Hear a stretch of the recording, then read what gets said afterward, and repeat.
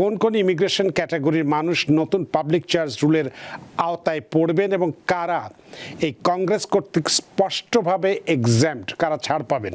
বিশেষ করে US citizen, তাদের যে স্পাউস, প্যারেন্ট এবং চিলড্রেনের ক্ষেত্রে কি ধরনের অবস্থা সৃষ্টি হতে পারে? যারা অ্যাসাইলাম বেসড গ্রিন কার্ড করবেন তাদের ক্ষেত্রে এটা লাগবে না। 2, যারা অ্যাবিউজড স্পাউসেস আছেন বা চিলড্রেন তাদের ক্ষেত্রে এটা লাগবে না। অনেকে এখন মিলিটারিতে যাচ্ছে, তাদের যেই স্পাউস, চিলড্রেন, বাবা মা, তাদের গ্রিন কার্ডের ক্ষেত্রেও এখানে এক্সাম্পশন আছে। আপনি কাজ করেন, বিজনেস, সেটা সেলফ এমপ্লয়েড বিজনেস হতে পারে, কারো প্রতি কোম্পানিতে কাজ করতে পারেন এবং আপনি ট্যাক্স দেন, এটা জাস্ট একটা বেসিক জিনিস। সুতরাং যতই আপনার ইউ ভিসা, টি ভিসা, এই অ্যাসাইলাম বেস এগুলো এক্সাম্পশন বলেন, আমার কাছে এগুলোর কোনো এক্সাম্পশন নাই। না, প্রশ্ন অনেকই আছে, যেহেতু এই পলিসি ম্যানুয়াল যেটা ইউএসসিআইএস জারি করেছে এবং আগামী মাসে 18 তারিখ থেকে কার্যকরী হবে, সেক্ষেত্রে আপনার কাছে একটু জানতে চাইব, যদিও আপনি বলছেন যে সব ধরনের গ্রিন কার্ড পেতেই ঝুঁকিতে আছে, আপনার কাছে জানতে চাইব যে কোন কোন ইমিগ্রেশন ক্যাটাগরি, এই কোন কোন ইমিগ্রেশন ক্যাটাগরির মানুষ নতুন পাবলিক চার্জ রুলের আওতায় পড়বেন এবং কারা এই কংগ্রেস কর্তৃক স্পষ্টভাবে এক্সাম্পট, কারা ছাড় পাবেন? বিশেষ করে ইউএস সিটিজেন, তাদের যে স্পাউস, প্যারেন্ট এবং চিলড্রেনের ক্ষেত্রে কি ধরনের অবস্থা সৃষ্টি হতে পারে?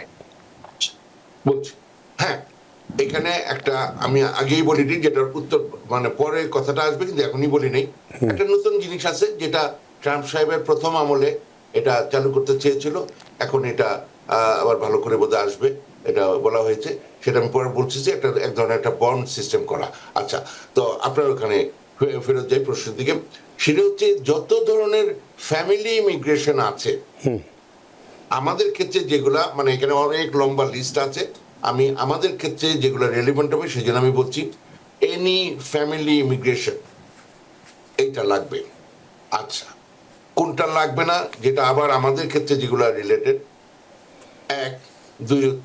এক হচ্ছে কি ব্যাপার, যারা অ্যাসাইলাম বেসড গ্রিন কার্ড করবেন তাদের ক্ষেত্রে এটা লাগবে না। 2, যারা অ্যাবিউজড স্পাউসেস আছেন বা চিলড্রেন তাদের ক্ষেত্রে এটা লাগবে না। যারা criminal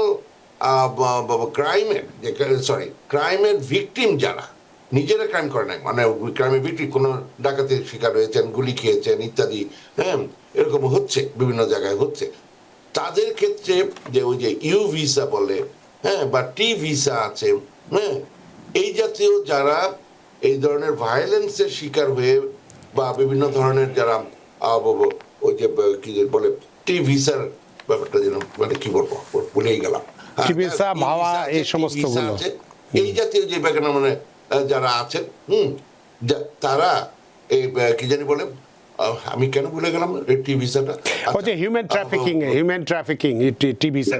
thank you very much, অনেক ধন্যবাদ। হ্যাঁ, এই জাতীয় বিভিন্ন যারা আছেন তারা এক্সাম্পশন হবেন।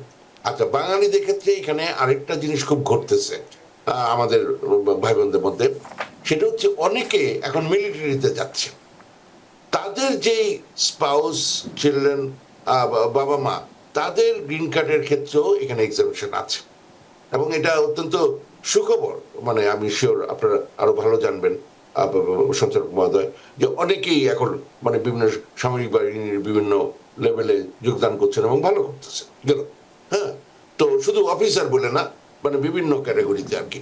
তো এইরকম ভাবে কিছু এক্সাম্পশন আছে, কিন্তু আপনি ধরে রাখবেন সবার লাগবে। কেন লাগবে? গ্রিন কার্ড পাওয়ার ক্ষেত্রে একটা বড় জিনিস হচ্ছে গুড মোরাল ক্যারেক্টার দেখাইতে হবে। গুড মোরাল ক্যারেক্টার, ঠিক আছে, যে আপনি ভদ্রলোক মানুষ, ভদ্রমহিলা মানুষ, আপনি কাজ করেন, ট্যাক্স দিবেন, এটা নর্মাল। আপনি ধরেন অ্যাসাইলাম বেস করলেন, আপনার লাগে না 864 দিতে হবে না, ভালো কথা, কিন্তু আপনি কাজ করেন, ট্যাক্স দেন নাই, এটা কেমন কথা? মানে ভালো দেখে না। বা আপনি কি যেন বললেন যে আমি কাজই করি নাই, তাহলে আপনি করেনটা কি? আপনি গোলাগুলি করেন, ছিনতাই করেন, রাহাজানি করেন, মানে আপনি পড়েনও না, কাজও করেন না, আপনি অসুস্থও না, আপনি করেনটা কি? তখনই ধরবে আপনি হয়তো ড্রাগের ব্যবসা করেন, এই মানে অন্য কিছু করেন। এটা সুতরাং আপনি কাজ করেন, বিজনেস, সেটা সেলফ এমপ্লয়েড বিজনেস হতে পারে, কারো প্রতি কোম্পানিতে কাজ করতে পারেন এবং আপনি ট্যাক্স দেন, এটা জাস্ট একটা বেসিক জিনিস। সুতরাং যতই আপনার ইউ ভিসা, টি ভিসা, এই অ্যাসাইলাম বেস এগুলা এক্সামশন বলেন, আমার কাছে এগুলোর কোনো এক্সামশন নাই। এবং ওই যে নিজের যে কপিটা অ্যাকাউন্টেন্ট ম্যাডামরা বা সাহেবরা যে কপিটা দেয়, ওটা কিন্তু ইভেন সাইন করা না, ওইটা জমা দিয়ে দিলেন তাহলে হবে না, ওইটা একটা কপি হিসাবে দেয় ইনফরমেশনের জন্য। হ্যাঁ, আপনি মাস্ট সাবমিট করার কিছুদিন পরে এটা অনলাইনে গেলে আপনি পাবেন, ট্রান্সক্রিপ্ট পাবেন। হ্যাঁ, ওই ট্রান্সক্রিপ্ট, কারণ তাহলে আপনি অথেন্টিক যে আপনি আসলেই ট্যাক্স ফাইল করেছেন, নাহলে কোনো প্রুফ নাই। আপনি তো কপি দিয়েছে, আপনি মেলই করেন নাই, আপনি অ্যাকচুয়ালি ট্যাক্স দেন নাই, এই জাতীয় ব্যাপার। তো যাই হোক, মোট কথা হচ্ছে আমার কাছে এইগুলার কোনো এক্সাম্পশন নাই। আচ্ছা, তো বয়স্ক হলে এটা একটা ভয় থাকে যে আপনি এখানে এসে হাসপাতাল যাবেন, হ্যাঁ, এবং এইটার পয়সা আপনার ওই যে পিটিশনার যিনি, হ্যাঁ, দিবেন, বাধ্যবাধকতা আছে, বলা আছে। আপনি নাহলে মানে মানে ইউএস গভর্নমেন্ট আপনাদেরকে নিতে পারে, কিন্তু এইটার জন্য যে legal procedure, appeal etcetera, it's not worth it. তারা ভাবলো এই জন্য তাদেরকে আমি দিবই না।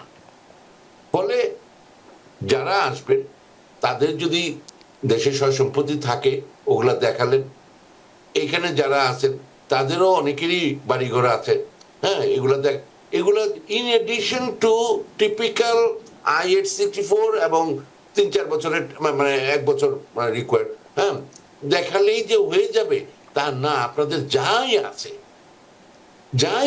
আপনাদের ওই যে বলো না, আপনাদের যে যার যাই আছে তাই নিয়ে শত্রুর মোকাবেলা করতে হবে, ওই রকমের একটা অবস্থান করতে হবে। এটা ওই ধরনের একটা যুদ্ধ। আপনি কেন ভাবলেন আপনার একটা বার্থ সার্টিফিকেট আছে, একটা ম্যারেজ সার্টিফিকেট আছে প্রপার, আর আপনি চলে আসছিলেন? কেন এটা হবে?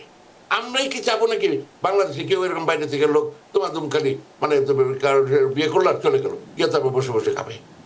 এটা তো কেউই পছন্দ করবে না। আর সবচেয়ে বড়, আপনি নিজেই কি পছন্দ করবেন? যিনি আসবেন ওনাকে আপনি জিজ্ঞেস করেন, কেউ পছন্দ করবে না, কারণ এটা একটা অসম্মানের ব্যাপার। জাতিগতভাবে আমরা কি প্রচার করতে চাই? হ্যাঁ, অত্যন্ত দুঃখজনক স্ট্যাটিস্টিক্স আছে, একবারে হোয়াইট হাউস থেকে ক্লেম করতে, মানে উপর থেকে ক্লেম করতে 54 না 55% বাঙালি আমাদের ভাই বোনরা এসে এই সুযোগ সুবিধাটা নিচ্ছেন। এটা তো অত্যন্ত একটা ভয়ঙ্কর কথা যে আমরা কি হিসাবে, কোন জাতি হিসাবে মানে প্রচার পেতে চাই। তো এইগুলো একটা কথা। কিন্তু আমার কাছে একটা সুখবর আছে এইখানে, এই যে এটা আছে, এটার মধ্যে যেটা বললাম আমি এটাকে সুখবর হিসাবে দেখি। কেন?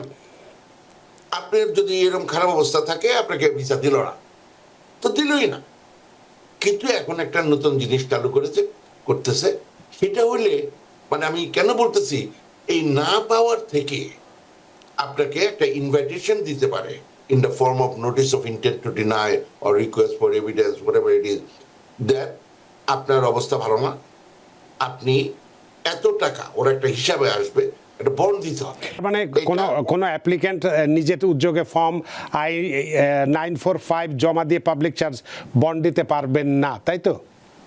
নিজের থেকে প্রথমে দিতে পারবে না।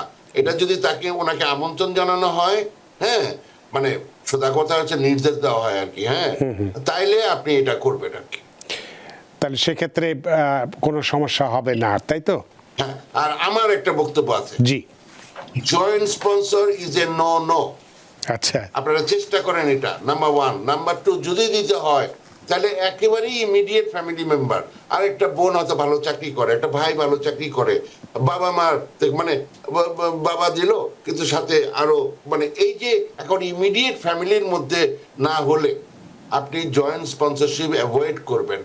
হ্যাঁ, কারণ সবাই আমরা তো কাজিন আর আঙ্কেল, মানে থিংস লাইক দ্যাট, মানে বললেন না আমাদের এলাকার ভাই, আমার এলাকার বোন, অমুক সমুক, এগুলার কোনো মিনিং টিনিং নেই।